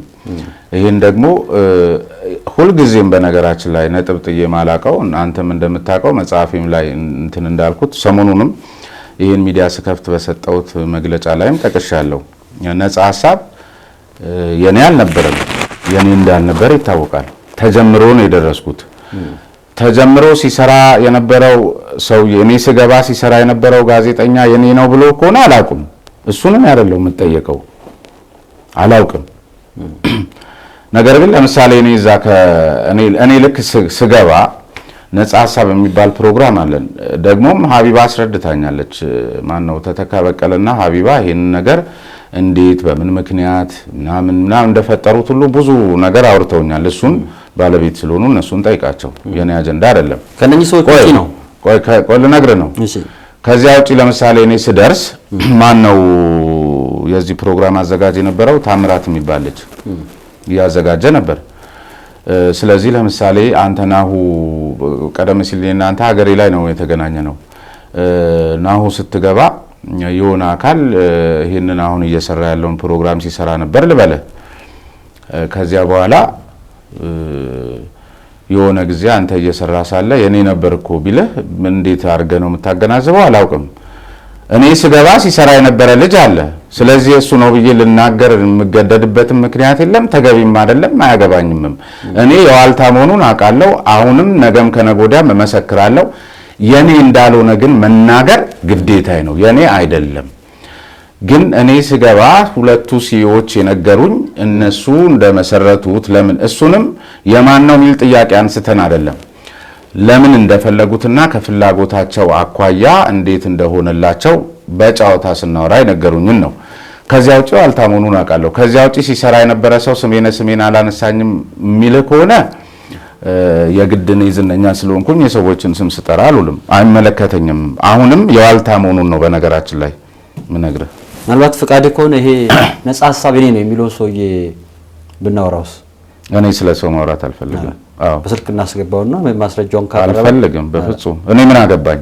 ለምን ብዬ ለምን መሰለ እኔ ተቋሙ ሲዮ አይደለሁም። ዋልታ የሚባል ተቋም አለ በነገራችን ላይ። ይሄንን የኔ ነው የሚለውን ሰውዬ የምታከራክረው ከሲዮቹ ጋር ነው። እኔ ስለ ሲዮቹ ነው። ሲዮቹ ሲጀመር እኮ መነጋገርም የማን ነው ማለትም አይጠበቅብኝም። ነጻ ሀሳብ የሚባል ነገር አለ፣ ስራ ነው። ከዚያ ውጪ ግን የሆነ ሰው ሲሰራው እንደነበር እኮ ነገርኩ። ሲሰራው ነበር። ሌላ ሰው ያንተ ነው እኔ አይደለም ምናምን የሚለው ውስጥ አልገባውም። አይመለከተኝም እንጂ ለምን ብዬ እሳውራለሁ? ይሄ እኮ ስራ መፍታት ነው። ብዙ ስራ አለብኝ አለቃ። በዚህ ጉዳይ ላይ እንግዲህ መለከተው አካል ይሄ ነው የሚለው አካል ለብቻው የራሱን ሙግት ማለት። በነገራችን ላይ አንድ ሌላ ግን መታወስ ያለበት ነገር አንድ ነገር ልንገርህ። ፍሪደም ኦፍ ኤክስፕሬሽን ማለት ነው ነጻ ሀሳብ፣ ሌላ ታሪክ የለውም። በቃ ብዙ ነጻ ሀሳቦች በጋዜጣ ነበሩ፣ በምናምን ነበሩ። እኔ በነገራችን ላይ ስለ ነጻ ሀሳብ ስለአሁን ነጻ ሀሳብ ማለት ተስኖኝ ወይም የባለቤትነት ጥያቄ ይነሳብኛል ብዬ አይደለም። ስለ ነጻ ሀሳብ የሚለው ቃል በራሱ ሌላ ትርጉም ስላለው ነው። በነገራችን ላይ ከባለቤትነት ጋር ተያይዞ አይደለም። ቀደም ሲል ያልከው የወል የሚባሉ ነገሮች አሉ። የወል የሚባሉ ነገሮች ላይ የኔ ነው ማለት አችልም። ፍሪደም ኦፍ ኤክስፕሬሽን ድሮም ነበረ። ፕሬስ ነጻነት አዋጅ ላይ ያለ፣ ህገ መንግስት ላይ ያለ ነበረ፣ ይኖራል፣ ይቀጥላል። የሀሳብ ነጻነት ማለት እኮ ነው። ፍልስፍናም አያስፈልገውም። እኔ ምልህ ይሄ የኔ ነው ያለ አካል በራሱ እንዴት አይነት ማለት ምክንያታዊ እንደሆነ ነው ምነግርህ። ለምን መሰለ እኔንም ስለሚያወርደኝ ማለት ነው። አሁን ላከራክረ ስትለኝ አንተም አንዳንድ ጊዜ ሚዛን የሚደፋ ነገር ነው እንትን ማለት ያለብህ። ለምሳሌ አንተ መጀመር ትችላለህ ነጻ ሀሳብ ብለህ ነጻ ሚዲያ፣ ነጻ ሀሳብ፣ የሀሳብ በቃ ሀሳብ፣ ነጻ ሀሳብ ዓለም አቀፍ ነው። ዓለም አቀፍ ኖን የሆነ ነገር ነው። ኖን የሆነ ነገርን የኔ ነው ብሎ ራሱ ለመከራከር መምጣት ሌላ መጋተት ካልሆነ በስተቀር በጣም ምክንያታዊም አይደለምም ተገቢም አይደለምም። ከዚያ ውጪ ግን ግለሰቦች በራሳቸው በነገራችን ላይ ሌላ ደግሞ አንድ መታሰብ ያለበትን ነገር ልንገርህ፣ ሲሪየስሊ ማለት ነው። አንተ ለምትሰራበት ተቋም ለምሳሌ እኔ እዚህ ሰራተኞች ቀጥራለሁ፣ ጋዜጠኞች። አንዱ ሰው ኢቭን ኖን እንደ ነጻ ሀሳብ ያልሆነ የማይታወቅ አዲስ ሀሳብ አንስቶ ፈልስፎ እኔ ጋር በፔሮል ፈርሞ ደሞዝ እየበላ እዚህ ባይፈርስ ሚዲያ ላይ ያንን ሐሳብ ኤክሰርሳይዝ ካደረገ በኋላ ያ ሐሳብ የባይፈርስ ሚዲያ እንጂ የሱ አይደለም። በነገራችን ላይ ሁልጊዜ መታወቅ ያለበት እኔ አዲስ ነገር ብፈጥር ለምሳሌ ፋና ሆነን ድሮ ሬዲዮ ላይ እርሶ ቢሆኑ ምንድነው እነ ዮናስ የፈጠሯቸው ብዙ ነገሮች አሉ። ለምሳሌ ልብ ለልብ ምናምን የሚባል እዛ ያሉ ጋዜጠኞች ናቸው እነ ብሩክ ምናምን ግለሰቦች እና ዛሬ ብሩክ ሲወጣ የኔ ነው ሊል ነው እንዴ? የፋና ነው ኦልሬዲ በፋና ደሞዝ በፋና ፔሮል በፋና ታክስ በተከፈለበት እንትን ላይ ፋና እኮ የገዛ ያንተን የፈጠራ አቅምና ብቃት ነው። ዕውቀቴን ነው የገዛኝ አይደል? አሁን አንተ ናሁ እየሰራህ የሆነ ቴሌቪዥን ላይ ሄደህ የሆነ ነገር ብትናገርና ብትሸቅል ዝም ይላል ነው? ብራንድ ነህ እንትንን ነው አይደል የገዛ ዕውቀትን የገዛ ገጽታን የገዛ። ስለዚህ የኔ ነው ተቋም ውስጥ እስከ ሰራው ድረስ በፈጠራ ማመጣው ነገር የተቋሙ ነው። ዋልታ ውስጥ ሆኜ ያመጣሁት አዲስ ነገር እኔ ካለ ከዋልታ ስለቅ የዋልታ ሆኖ ነው የሚቀረው። ፋና ውስጥ ሆኜ የሰራሁትና ያመጣሁት የፈጠርኩት አዲስ ነገር ካለ የተቋሙ ነው። ምክንያቱም ይሄ ሰውዬ የኔ ነው ያለ ያን የሱ የሆነውን ነፃ ሐሳብ የቱ ጋር ሊተነፍስበት ነበር? እንደው የሱ እንኳን ነው ብንል የት ሊያወራው ነው? የትኛው ሚዲያ ላይ የሱ ከሆነ ደግሞ ለምን አልታወቀበትም? ስለዚህ የሱ አይደለም ማለት ነው። እኔ ምልህ አሁን በምትለው ደረጃ ከስሜነ ባይፈርስ ውጪ ነፃ ሐሳብን ዋልታ ላይ ሊያው ገብቷል አይደል?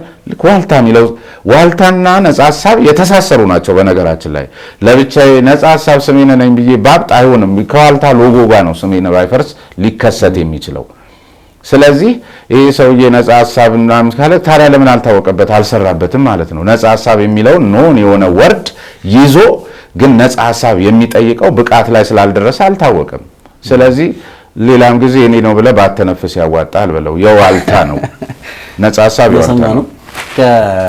ከዚህ በፊት በነበረን ቆይታ ተምኔል ላይ የነበረ ርዕስ ነበረ ከጌታቸው ረዳ ጋር በተያያዘ ጌታቸው ረዳን ወደዋለሁ የሚል ስለ ጌታቸው ረዳ ብዙ ጊዜ ታወራለህ። እንግዲህ ከስራ ባልደረባነትም ከብዙ ነገሮች ማድናቂውም እንደሆን ካውቃለሁኝና በዛ ሲደርስብህ የነበረን ነገር አውቄው ከዛ በተቃራኒ ግን አሁን እነዛ በኮሜንቶች በመናምን ስሜንን ሲያብጠለጥሉ የነበሩ ሰዎች ዛሬ በተቃራኒው እንግዲህ ከላይ ካለው ጠቅላይ ሚኒስትር ጀምሮ ስለ ጌታቸው ምን የሚወራ ነገር አለ እንደሚታወቀው ነው የሚል ምስክርነትም ሲሰጥ የነበረበት ሁኔታ ነበርና በዛን ወቅት የነበረው ግርግርና አሁን ላይ ያለውን ተገላቢጦሽ ስታየው ምንድነው የምትለው?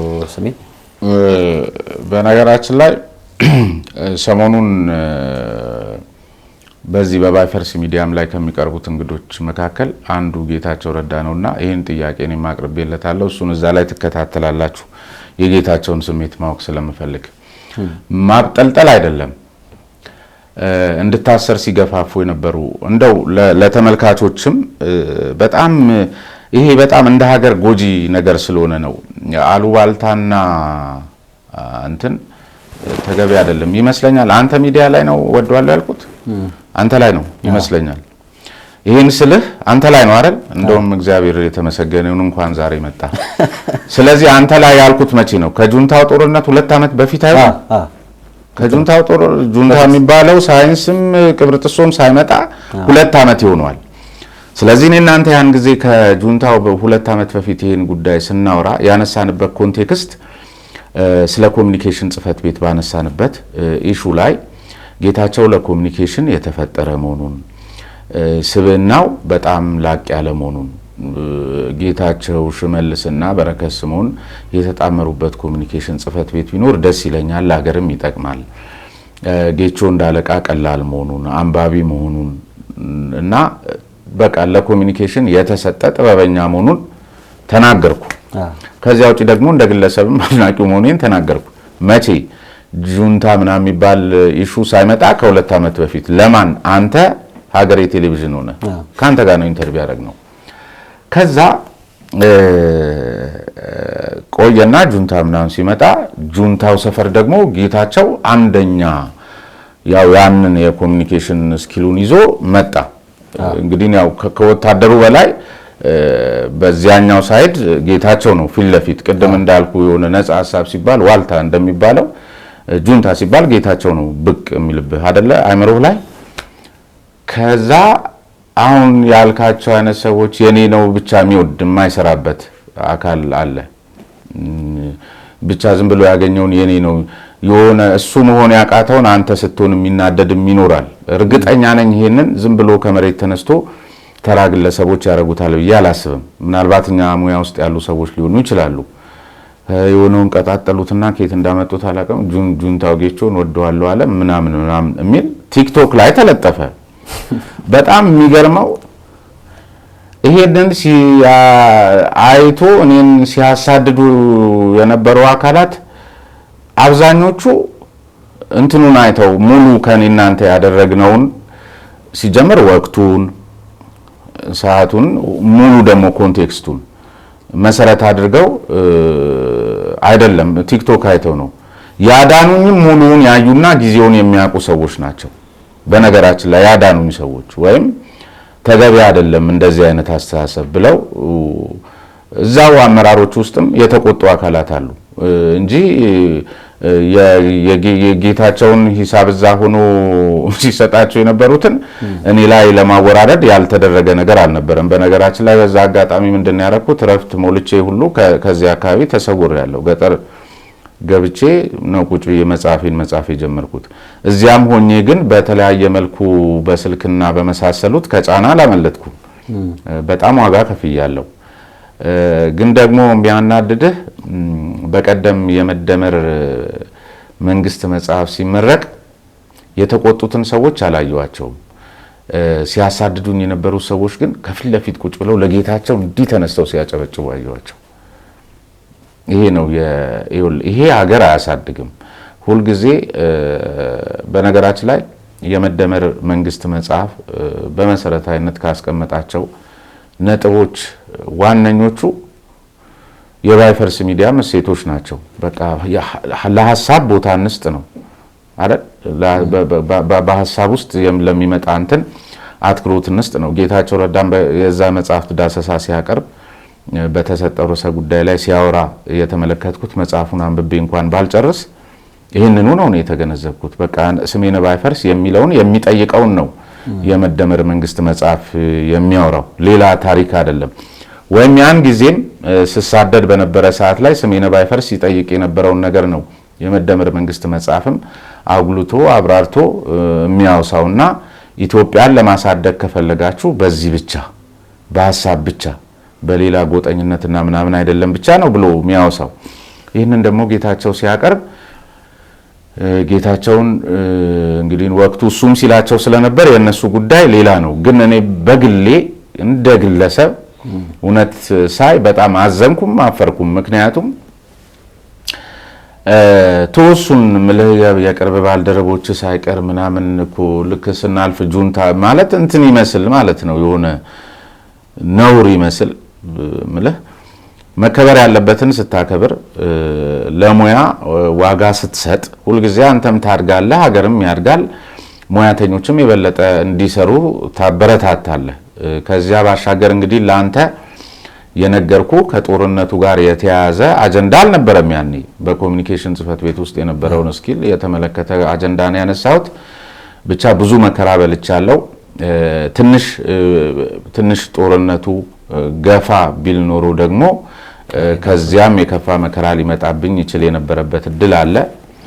እንደዋዛ ለአስፈላጊ መስዋዕትነትም የምትከፍልበት እድል ሊፈጠር ይችል የነበረ መሆኑንም የሚያሳይ ነገሮች ገጥሞኛል። ግን አሁን ላይ እኔ ካፈሩም ስሜቱ ከተሰማቸውም እንዲህ ሊሆን ለምን መሰለ እኔ አሁን ይሄንን እድሜ ዘላለም በየርኩበት እናገራለሁ። በየርኩበት በተናገርኩ ቁጥር ስማቸውን ባልጠራም እነዚህ ሰዎች ስሜነህን ከጌታቸው ጋር ሰፍቶ በጁንታነት ከሶ አላስፈላጊ መስዋዕትነት እንዲከፍል ሲገፋፉም ሲጎተጉቱም ብቻ በተለያየ መልኩ እጃቸው ያለበት ሁሉ የጊዜ ጉዳይ ነው። እነሱም ቤተሰብ እንደሚመራ ሰው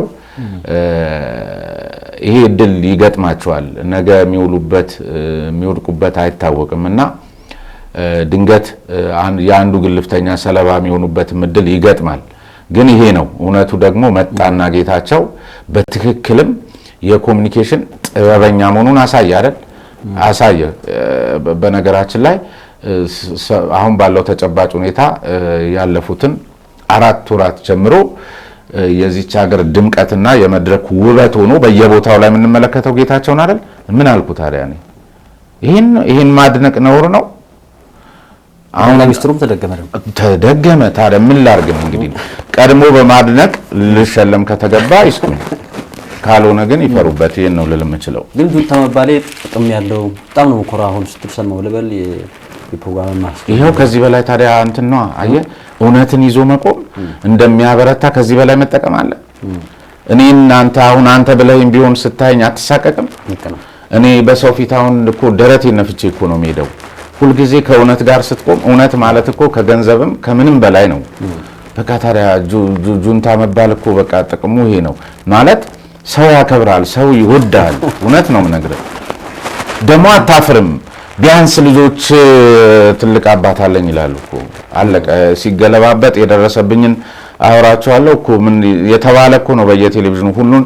በነገራችን ላይ ደግሞ ሁሉም መረጃ አለችኝ፣ ማን ምን ሲል፣ ማን ምን ሲጽፍብኝ፣ ማን ምን እንደሆነ። ግን እኛ ሂሳብ አናወራረድም። ደግሞ ሂሳብ እናወራረዳለን አለ ብሎ እንትን እንዳይሉን ነው። እና ግን ጫነው አንተ ራስን አጥፍተህ ወደ ገጠር አካባቢ ቤተሰብ አካባቢ ነው ብዙ ነው እሱ። አሁንም የበለጠ ሆድ እንዳያስብሳቸው ብዙዎችን ይሄን አጀንዳ ባናነሳው የተሻለ ነው። ግን እኛ ሂሳብም አናወራረድም። የምሬን ነው የምልህ። ግን በተለይ ጋዜጠኛ ስትሆን፣ ሙያ ውስጥ ስትሆን መደጋገፍ፣ መተሳሰብ ይመጣብሃል። ብዙ ስላየን ነው በነገራችን ላይ። ገና አሁን የሚመጣባቸው ይኖራሉ፣ መጥቶባቸው ያሉ አሉ ምናምን።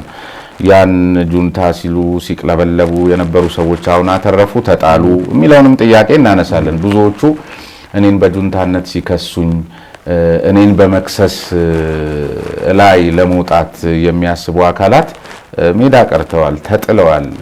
ምልህ አይደለም በእኔ ደረጃ እንደዚህ ለመበልጸግና ራሳቸውን ለመቻል አይደለም በነበሩበት ሁኔታ ላይ እንኳን መቀጠል ተስኗቸው ብዙዎቹን እያየው ስለሆነ እግዚአብሔርም ደግ ነው፣ ያያል፣ ዋጋ ይከፍላል። አንተ ብቻ ስለ እውነት መኖር፣ ትሁት መሆን፣ በህዝብ ላይ በዚህ ደረጃም እንትን አማጺ አለመሆንና ስራ መስራት ለሀገር የሚጠቅም ነገር እስከሰራ ድረስ የኢትዮጵያ ህዝብ ደግ ነው። በቃ ትኖር። ለዚህ ነው ተጠቅም ያለው የምልህና አላፍርም። ቢያንስ አንዳንዱ ምልህ አብሮ የበላውን ጭምር ብዙ ነገር አይቻለሁ። ወይ በጁንታ ዘመን በጣም አሪፍ እንደው ስታስበው ስሜ ብዙ ፖለቲከኞችን አቅርበሃል በፕሮግራም አቋማቸውን ሰምተሃል። ግን አሁን ያሉ የፖለቲካ ሁኔታዎች ስታይ እንደ የነበረው ሰውዬ በአንተ ፕሮግራም ላይ ሲያወራ የነበረ ሰውዬ በማጠብቀው ሁኔታ የሆነ ነገር ሆኖ ምናምን ነገር ታያለህ። ከጌታቸው ቅርበት እንዳድናቂነቱ አንድ ቀን ከዕለታት ከጠቅላይ ሚኒስትሩ ጋር እንዲህ አንድ ላይ ሆነው የሆነ ነገር ይሰራሉ ብለህ አስበህ ታውቃለህ? እነሱን ባላስብም ይሄ እኮ ሊገርም የሚገባ አይደለም። በነገራችን ላይ እቺን ሀገር የጣላትም ወደኋላ ያስቀራትም አሁንም ሰው እንዳይሳሳትም የምፈልገው አሁንም በጌታቸውና በክቡር ጠቅላይ ሚኒስትሩ ኮንቴክስት ውስጥ ሆኖ ሰው እንዲረዳኝ አልፈልግም። ነገር ግን ሰዎች እንዲህ ሆነው መቅረት እኔ ነፃ ሀሳብ ነበርኩ አይደል? ከፍላለሁ ወደ ነፃ ሀሳብ ሌላ ከፍላለሁ። በነበሩበት ቦታ ላይ ቆመው እንዲቀሩ መጠበቅ የለብህም። ለምሳሌ እንደ ወቅቱ ዓለም እንደሚጠይቀው እንትን ነው። እኔ ለምሳሌ በፊትም አንተም ላይ ነግሬሃለሁ። ሁልጊዜ ሰዎች ግን ዛሬም በሱ የሆነ ነገር ይለዋል። ለምሳሌ ያን ጊዜ በነበረው ሁኔታ ከዛሬ 15 እና ምናምን ዓመት በፊት በነበረው ሁኔታ ላይ ለዚች ሀገር ጠቃሚና አስተማማኝ ርዕዮት እንደነበረ አብዮታዊ ዲሞክራሲን አሳምሬ ያውቃለሁ፣ መሰክራለሁ።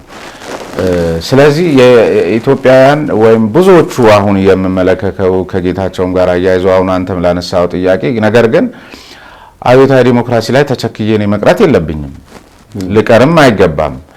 እንደ ወቅቱ ሁኔታና ዓለም እንደምትጠይቅህ ማህበራዊ፣ ኢኮኖሚ፣ ፖለቲካል ፍልስፍና ተለዋጭነት ያለ ነው። ስትለዋወጥ ግን በምክንያት ነው። ስለዚህ እነማን በምክንያት ተቀያየሩ ምናምን እንግዲህ ራሳቸው ናቸው የሚያውቁት። ግን ለኔ ተቀያይሮ መገኘት ብዙ የሚገርመኝም ነገር አይደለም። ምክንያቱም እዚህ ጋር ካልተስማማ እዚህ ጋር በምክንያት የደሞዝ ልዩነት ራሱ ምክንያት ይሆናል። በቃ ምልህ ፋና ካልተስማማ ዋልታ ትሄዳለህ፣ ዋልታ ካልተስማማ ኢቢሲ ትሄዳለህ። ልክ እንደሱ በተለያየ መልኩ ትሄዳለህ። ነገር ግን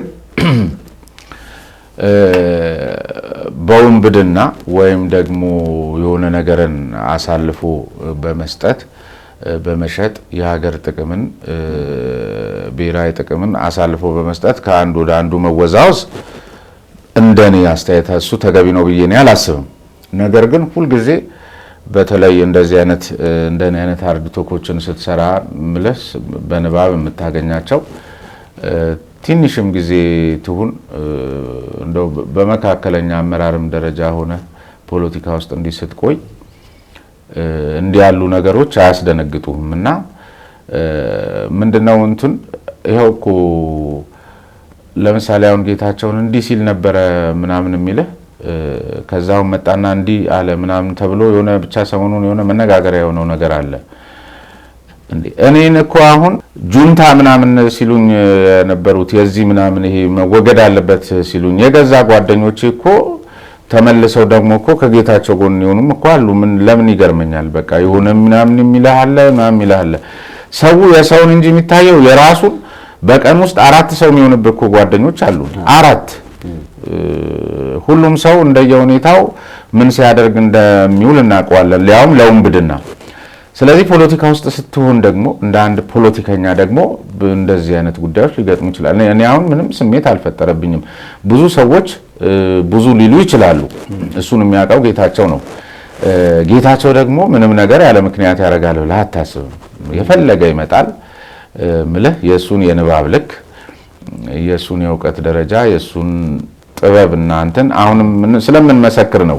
ነገም ደግሞ ሌላ ነገር ላለመባል ቸኩሎ መፈረጅና ጌታቸው ላይ መደምደም ተገቢ ነው ብዬ እኔ አላስብም።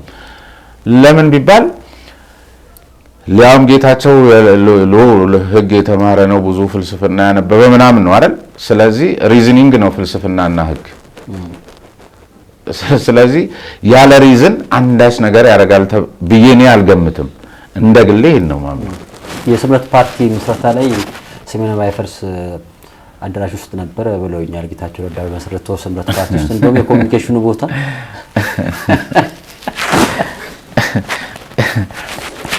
የምር ነው ጠይቀኝ።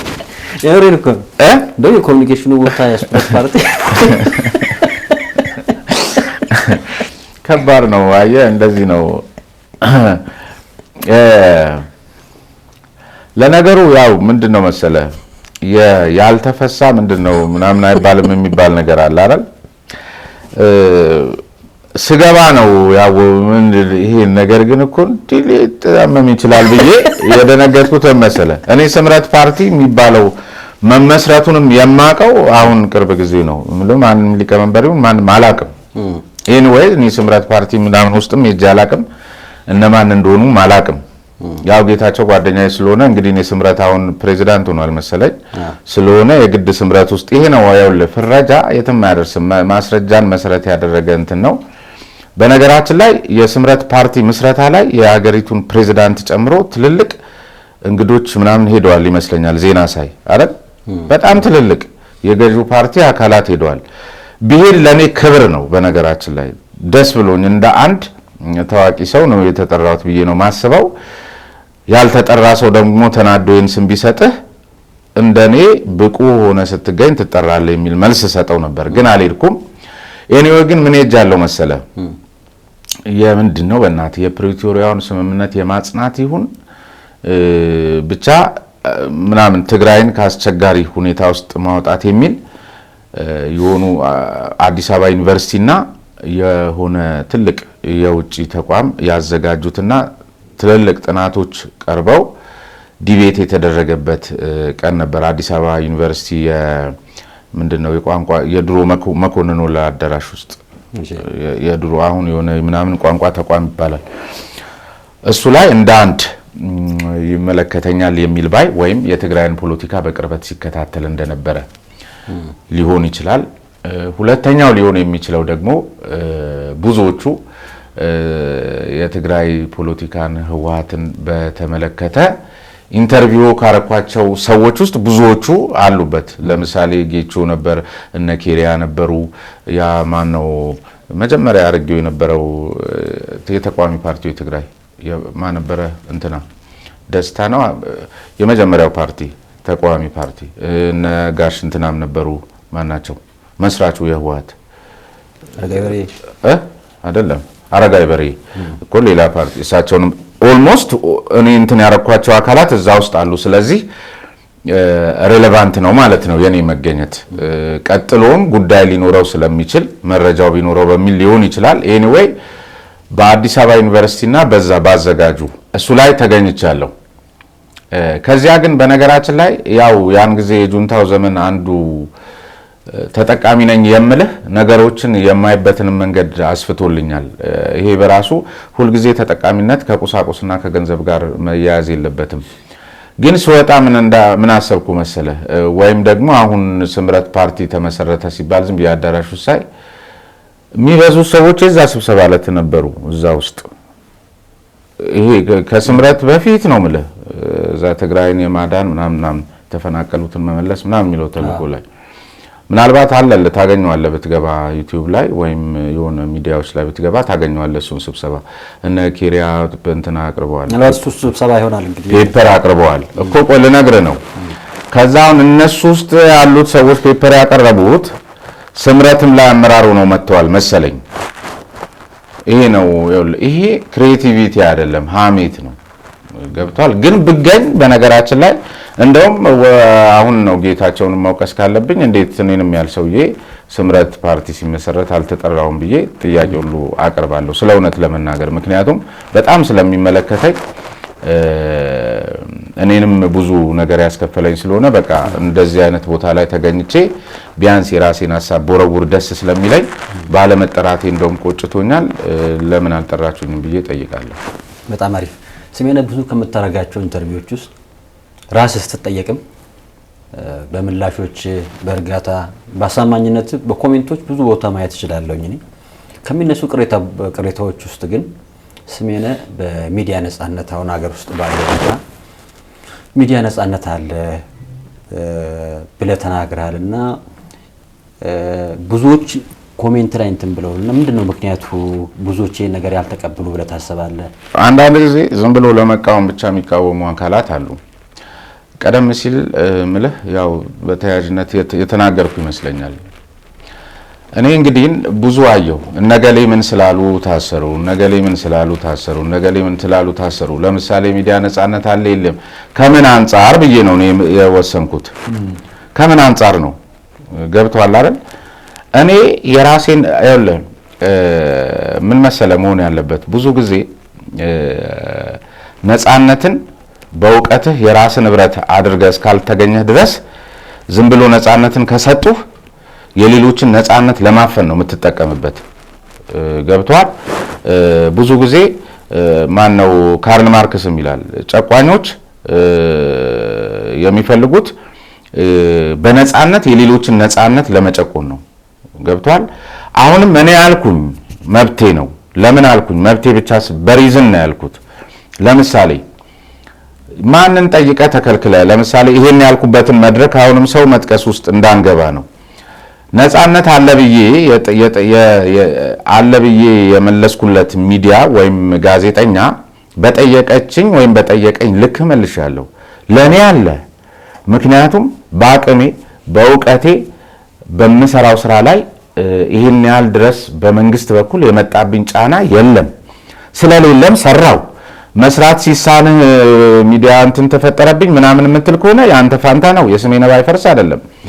ከዚያ ባሻገር አንተ የፖለቲካ አጀንዳ አዝለህ በሚዲያ ነጻነት ስም ሌላ ፖለቲካ ውስጥ ተዘፍቀ ተገኝተ ከታሰርክና ምናምን ኮንክ ያንተ ፋንታ ነው፣ የኔ አይደለም። እሱም ፍርድ ቤት ይመልስ ወይም ጠበቃውና ፍርድ ቤቱ ከአቃቤ ሕግ ጋር በሚያደርጉት ክርክር ላይ የወጣው ፋይል ይዳኛቸው። ከዚያ ውጪ መንግስትን እንድታብጠለቅጥል ከጀርባ ላይ ገንዘብ አሸክሞ የላከ አካል ደግሞ ኑሮ ስትደነፋ ተይዘህ ከታሰርክ ያንተ ፋንታ ነው። ሲጀመር እነማንስ ናቸው የታሰሩት? በትክክልስ ጋዜጠኞች ናቸው ወይ ምናምን ናቸው ወይ? እሱም ሌላ ፕሮሰስ ነው፣ ሌላ ብዙ ጥያቄ እንትን ይላል። ነገር ግን አንዳንዶቹ ደግሞ በፊት አሁን እስቲ ዝም ብለን እናስብ። በኢህአዴግም ጊዜ አሁን በለውጡ አካባቢ ማግስትም በቃ የጋዜጠኝነት ቁንጮ ላደሰው ጋዜጠኛ ናቸው እንዲህ በመሆናቸው ተሳደዱ፣ ገሊት በዚህ ጋር ታሰረች ምናምን ሲባል ኧረ መንግስት ጋዜጠኛ አይደሉም እኚህ ሰዎች የዚህ ተላላኪ ናቸው የዚህ ፓርቲ አባል ናቸው ምናምን ሲል በየማህበራዊ ሚዲያ ላይ ለነሱ ድጋፍ ስናደርግ ምናምን ስንል ቆይተን ከዚያ ከተሰደዱ በኋላ በትክክል መንግስት ሲል እንደነበረው እዛ ፓርቲ ውስጥ ገብተው አላየናቸው፣ መድረኩ ላይ ተሰልፈው አላየናቸው፣ የፖለቲካ ስራ ሲሰሩ አላየናቸው። ስለዚህ ያንን ሲያጨበጭብላቸው ወይም ደግሞ ለምን ይታሰራሉ ብሎ ሲያቀነቅን የነበረ ህዝብ ተረተው እነዚህ እኮ ጋዜጠኞች አይደሉም ፖለቲከኞች ናቸው ሲል የነበረ መንግስት እውነት ሆኖ ሲገኝና እነዚያ ሰዎች ጋዜጠኛ ሳይሆኑ ፖለቲከኞች ሆነው ሲገኙ ህዝቡ ምን መልመድ አለበት መሰለ? ያነዛን ድጋፍ ሲሰጥ የነበረው ይቅርታ መንግስትዬ ልክ የነበርከው አንተ ነህ ማለት አለበት። ስለዚህ አዳሜ ለመሰደድም ለምናምንም እያለ እንደገና በነገራችን ላይ መታሰርን ራሱ የፌሚኒስትነት እንትን የሚያደርግም ሊኖራል አላውቅም። እኔ ግን አሁንም ቢሆን እኔ እንደውም ቀደም ሲልም ነግሬያለሁ ከመንግስት በኩል ከሚመጣ ጫና የሚበረታው የቅርብ አለቃ የራሱን ስልጣንና ምናምን ለማለት ተሸውዶ እኔ ላይ የሚፈጥረው ጫና ይብሳል። ግን እኔ ላይ ጫና በመፍጠር የራሱን ስልጣን ሲያደላድል ስርዓቱን እንደ ስርዓት ይጎዳል። ከዚያ ውጪ ግን ይሄ ነፃነትም አንጻራዊነት ነው፣ ጫናም አንጻራዊ ነው። ነገር ግን በሚወራው ልክ አይደለም። አንዷንም ነጥብ ታህል እኔ ጋር የመጣ ጫና የለም። ጫናም ስለሌለ አምኜ እኮ ነው። በነገራችን ላይ ይሄንን ማረጋግጥልህ ለማለት ያህል ወይም ከሆነው ጋር ቲፎዞ ለመሆን ያህል አይደለም። ቢያንስ ሊያሰራ የሚችል አውደ አለ ብዬ ነው ይሄን ሁሉ ወጪ አውጥቼ ይሄን ስቱዲዮ ያቋቋምኩት። ስለዚህ አሁንም የሚዲያ ጫና ነው ምናምን ጫና ምናምን የሚሉ አካላት ጫናቸውን ራሳቸው ለምን ጫና መጣባቸው ይወጡ። እኔ ግን አሁን ባለውበት ኮንቴክስት ላይ ጋዜጠኝነትን ኤክሰርሳይዝ እያደረኩ ባለሁበት መንገድ ሊያሰራ የሚችል ስነ ምህዳር ስላለ ነው እየሰራው ያለሁት። ስላለም ነው አምኜ ይሄንን ተቋም ያቋቋምኩት። ከዚያ ውጪ የለም የሚሉ አካላት የለም አሉ ብሎ እንዲያስራቸው ከፈለጉ ሄደው መታሰር መብታቸው ነው። ከዚያ ውጪ የሆነውን አካል ተሸክመው ሄደው የሆነ ነገር ብለው ጫና መጣብን የሚሉ ከሆነ የራሳቸው ፋንታ ነው። ወይም ደግሞ ሁልጊዜ የሆነ አንድ ሰው የተናገረውን ነገር ተከትሎ ደግሞ ሁልጊዜ ማማትና ወይም ስሜነ ይሄን አለ ስሜነ ባይፈርስ አይፈርስም ስለማይፈርስ ነው ባይፈርስ ሚዲያን ያቋቋመው በሚሰጥ ያልተገባና ምክንያታዊ ያልሆነ ኮሜንትና እንትን ስሜነ ባይፈርስ አይፈርስም አሁንም ወደፊትም። ስለዚህ ያለውን ነፃነት ኤክሰርሳይዝ እያደረኩ ነው። ምናልባት አሁን የውጪ ሚዲያዊ ተሞክሮ ከዋናው ገዢ ፓርቲ ውጪ ተቃዋሚዎችን ምናልባት ጫካም ያለ ሐሳቡ ፕሮግራምም ስለ ነፃ ሐሳብ ተቃዋሚም ይሁን ጫካም ያለ ይሁን ማለት ከዚህ በፊት እንግዶች የነበሩ አሁን ውጪ ያሉ ተቃዋሚ ሆነው ያሉ ምናምንም ሊሆኑ ይችላል። እውነት አንተ እነሱን ፕሮግራም ላይ እዚህ ስለ ነፃ ሐሳብ ላይ እንደረሱ ታቀርባለህ ወይ? ይኸውልህ ከዚህ መነጫል የቅድሙ ነፃነት። ይኸውልህ መጀመሪያ ነፃነትህን ኤክሰርሳይዝ ለማድረግ ስትፈልግ ሀገሪቷ ላወጣቻቸው ህጎችና ህገ መንግስታዊ ስርዓቱ ተገዢ ሆነ ነው። በነገራችን ላይ መንግስት እምቧይ ተወርውራ እስክትወርቅ ድረስ መንግስት ከሆነ መንግስት ነው። ገብቷል? በቃ መንግስት ነው። መንግስትን ደግሞ የሚያወጣውን አዋጅ ህግ ምናምን አክብሬ ነው። ይሄማ እኮ ምን መሰለህ ጋዜጠኝነት ሳይሆን ሄደህ እዛ ታገል፣ በቃ በጥይት ታገል፣ መብት ነው እሱ። የስሜነ ባይፈርስ ነፃነት የሚለካው አሁን ያለው መንግስት ባወጣው አዋጅ ድንጋጌዎችና በህገ መንግስታዊ ስርዓት ውስጥ በመገዛቴ ነው። ለምሳሌ ይሄ መንግስት የህዝብ ተወካዮች ምክር ቤት የሚባል የህዝብን ድምጽ የወከሉ አካላት አሉ። የህዝብ ተወካዮች ምክር ቤት ልክ ነው አይደለም ምናምን የሚሉት ይበሉ፣ አያገባኝም። የህዝብ ተወካዮች ምክር ቤት ግን በአዋጅ አውጥቶ ህዝብ ተወካዮች ምክር ቤት ላይ ተሰብስቦ እነዚህ አካላት ምናምን ህገ መንግስታዊ ስርዓቱን ለመናድ ምናምን ያቆበቆቡ ኃይሎች ናቸውና ብሎ ያወገዛቸውንና ለይቶ ያስቀመጣቸውን አካላት የስሜነ ባይፈርስ ማን ስለሆነ ነው እዚህ የሚያቀርበው? የምን ጀብደኝነት ነው? ገብቷል? ትግል የገጠመና ጫካ የገባም አካል ኦሬዲ ጫካ ገጥሞ ጠላት ተብሎ ተፈራርጆ መንግስት እኔ እኮ ታክስ ከፋይ ነኝ። ለመንግስት ነው ታክስ የምከፍለው። ታክስ ስከፍል ደግሞ መንግስት የኔን መብት እንዲያስጠብቅልኝ ደግሞ የምጠይቀው ብዙ ነገሮች አሉ። ታክስ ከመከፍለው መንግስትና የሆነ አካል ደግሞ ምናምን ውስጥ ገቡና መንግስት የሚባለው አካል በሰነድ እኔ አክቲቪስት አይደለሁም ጋዜጠኛ ነኝ። በሰነድ ወንጀለኛም ነህ ብሎት ሊሆን ይችላል ምናምን ነህ ብሎት ሊሆንም ይችላል። ዞሮ መንግስት ቀይ መስመር አስምሮ በአዋጅ በድንጋጌ ያሰመረባቸው አካላት የሰሜን ባይፈርስም መስመር ናቸው። ምንም ጥያቄ የለውም። የነሱ ነፃ ሐሳብ ግን እኔ ምንሳው ነፃ ሐሳብ አይደለም። ነፍጥ እንድታነግጥ ያደረገ ሐሳብን በነፃነት እንዳዝገሉ እኔ አላውቅም። ምን እንዳያነግጡ እንዳደረጋቸው አላውቅም። አንተ እንደሱ ልታስብ ትችላለህ። እኔ ነፍጥ እንዲያነግቱ ያደረጋቸው ሐሳባቸው ሳይንሸራሸር ቀርቶ ይሁን ፈልገው ይሁን ወይ ዝም ብሎ ጦርነትን ኢንጆይ ሊያደርጉ ይሁን እኔ ምን አውቃለሁ? ምን አገባኝ? ይሄን ሐሳባቸውን አንተ ላይ እኔ ምን አገባኝ? አይደለም ይሄ ነው። አሁንም ሀገር የሚነዳው ምን መሰለ፣ ሐሳብ ሁሉ ሐሳብ አይደለም። እሺ፣ በመጨረሻም ስሜ ስለ ነፃ ሐሳብ አሁን ያለበት ደረጃ በባክሎግ የተሰሩ ስራዎች እነማንን በቀጣይነት እንጠብቅ? ምን አዲስ ነገሮችን ይዞ እየመጣ ነው? ለተመልካች የምትነግሩ ነገሮች ካሉ ይሄ ሁሉ ስላስለፈለፍከኝ እንግዲህ በዚሁ አጋጣሚ ባይፈርስ ሚዲያን ሰብስክራይብ እንድታደርጉልኝ በዚሁ አጋጣሚ ለመናገር እወዳለሁ። አዳዲስ ነገሮች አዲስ ነገር ያው ስለ ነፃ ሐሳብ ነው። አዲስ ነገርነቱ ቀደም ሲል ያነሳልኝን ጥያቄ በደንብ በተጨባጭ በሚመልስ መልክ አዲስ ነገርነቱ አወዳሽም ከሳሽም ያልሆነ ስለ ሐሳብ ብቻ ማይኖር ስለ ሐሳብ ብቻ ሲኖር ግን በሰዎች ፍላጎት የማይመራ በሆኑ ሰዎች ተጽዕኖ ስር የማይወድቅ ለሕግና ስርዓት ተገዢ የሚሆን ሕገ መንግስታዊ ስርዓቱን አክብሮ የሚንቀሳቀስ ስለ ነፃ ሐሳብ ስለተባለ ብቻ ከሀገሪቱ ሕግና ስርዓት ውጪ የሆነ ወይም ደግሞ ስልጣን ያዘው በምርጫ አሸንፎ ስልጣን ያዘው ገዢ ፓርቲ በሚመራው መንግስት የጸደቁ ድንጋጌዎችን ተላልፎ የማይሰራ ባይፈርስ ሚዲያ ነው ይዤ የመጣሁት። ከዚያ ውጪ ከነፈሰው ጋር እየነፈሰ ሀገርን ለመከራ የሚዳርግ የመሳሰሉት ነገር ውስጥ የማይገባ ግን ለሐሳብ ነፃነት ለሁሉም እኩል እድል የሚሰጥ ለሁሉም እኩል እድል ይሰጣል ማለት ግን መንግስት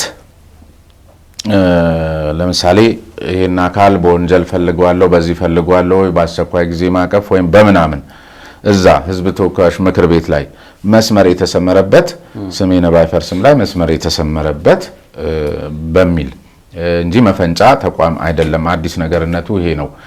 እኔም አልፈነጭበትም፣ ሌላም ሰው አይፈነጭበትም፣ መንግስት አይፈነጭበትም።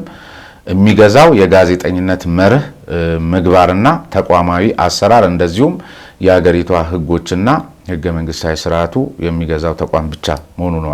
አዲስ ነገርነቱ ከባክሎግ ጋር ተያይዞ እንደ በፊቱ ነው የሚቀጥለው። በፊት በነበረው እንትን ስታተሱ ምናልባት የኔ ነው ያለው ልጅ ካልነገረ ከሚኒስትር ዴታና ከዛ በላይ በነገራችን ላይ አሁንም ለማስታወስ ግን እንደዚህ ያሉ ሰዎች መምጣት የጀመሩት ግን ነፃ ሐሳብ የኔ ሳይሆን የዋልታ ሆኖ እንደኔ በዚያ ደረጃ ፕሮቶኮላቸው ከፍ ያሉ ሰዎች እኔ ስገባ ነው የሚመጡት የመጡትም የቀጠሉትም አሁንም እንደዛው ነው የሚቀጥለው። የብዙ ሰዎች ጥያቄ ነው በግል ሲሆን ይመጡልሃል ወይ ነው። እስካሁንም የመጡ አሉ፣ ባክሎጎች አሉ። ቀደም ሲል እንዳልከው ከበድ ያሉትን ሰዎች ሰሞኑን ይጠብቁና የዛ የመደመር መንግስት መጽሐፍ ላይ ትልልቅ የነበሩትን ወይም መነጋገሪያ የነበሩት መጽሐፍ ዳስያ ሁሉ አስቀምጠው መጽሐፍ ዳስያ ሲያቀርቡ የነበሩት ትልልቅ ከነበሩ ሰዎች ሁለቱ ጌታቸውና ዘሪሁን ናቸው። እነሱን መጠበቅ ነው። ሰሞኑን ኔጋ ይቀርባሉ ወይም ባክሎጋቸው ተሰርቷል። ከዚያ ውጪ ከሃይማኖትም ጋር ተያይዞ አደላ ብዙ ነገሮች ደግሞ የሚባሉት ቀሲስ ታጋይም እንደዚሁ ጠቅላይ ጸሐፊው ተቀርጿል። ማት እንደዚህ እንዲህ ደረጃቸው ከፍ ያሉ ሰዎች አሉ። ሰብስክራይብ ከተደረገ ሳምንታዊ ነው ፕሮግራሙ ሳምንታዊ ነው። ሮብ ከ3 እስከ 4 በተመሳሳይ እንዲያን ነው። ሰዓቱም የኔ ነው እንዳይባል ሰዓት የጋራ ነው። የወል ነው አይደል? ሰዓት መብቴ ነው 3 ሰዓት መምረጥ። ግን እኔ በጥናት ነው የመረጥኩት። ሮብ የመዝናኛ ማግስትና እንደገና ደግሞ የመዝናኛ ዋዜማ ስለሆነ ጾምም ስለሆነ ተመራጭ ሰዓት ስለሆነ ፕራይም ታይም ስለሆነ ሰዎች ከ12 እስከ 4 ሰዓት ነው ብዙ ጊዜ ስልካቸውን የሚጎረጉሩት። በተለይ ደግሞ እንደኔ አይነቱን ቆምጨጭ ያለ ነገር ደግሞ የሚያዩ ሰዎች 3 ሰዓት ላይ ከዜና ቀጥሎ ነው የሚጎረጉሩት። ስለዚህ ያን መርጫለው። ሮቡ መብቴ ስለሆነ የወል ስለሆነ ቀኑ ሮቡ ሳምንታዊ ነው።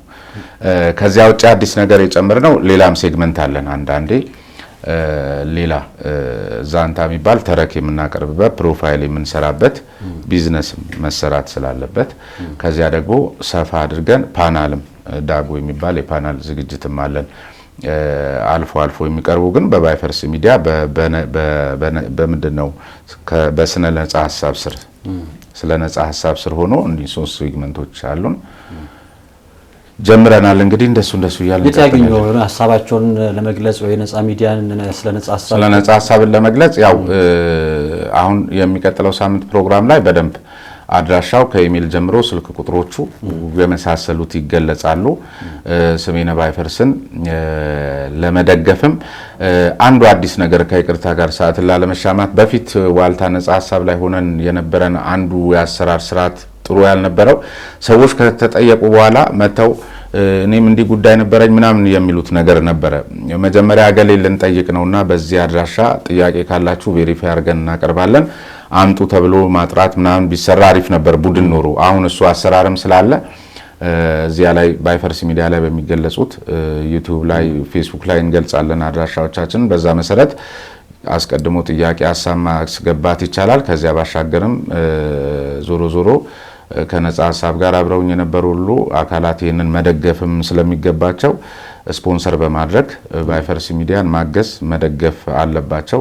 ምክንያቱም ባይፈርስ ሚዲያ ላይ የፖለቲካ አጀንዳም ሌላ ዝም ብሎ በነጻ ይመጣም ፍራንክ ስለሌለ ስፖንሰር እንዲያደርጉኝም ነው የምጠይቀው። ስለዚህ ይህን ሚዲያ ለመደገፍ በዚሁ አጋጣሚ የዌብሳይት ቡድኔ እዛ ላይ የሚገልጸው ነገር አለ። ግን በአንተ ሚዲያ ላይ እንድተላለፍልኝ የምፈልገው ስፖንሰር የሚያደርጉ አካላት የማትቆርጠው 0957 00 00 00 0957 01 01 01 የባይፈርስ ሚዲያ አድራሻ ነው። በጣም እናመሰግናለን ተመልካቾቻችን። ከሞጓቹ ጋዜጠኛ ስሜነ ባይፈርስ በራሱ ስቱዲዮ አዲስ ባስገነባው ስቱዲዮ ተገኝተን ደስ የሚል ቆይታ አድርገናል። ባይፈርስ ሚዲያን ሰብስክራይብ አድርጉ፣ ናሁ ቲቪንም እንደዚሁ ሰብስክራይብ አድርጉ እንላለን። እናመሰግናለን። ባይፈርስ ጊዜ ይስጥልኝ። በጣም አመሰግናለሁ። እግዚአብሔር ያክብርልን።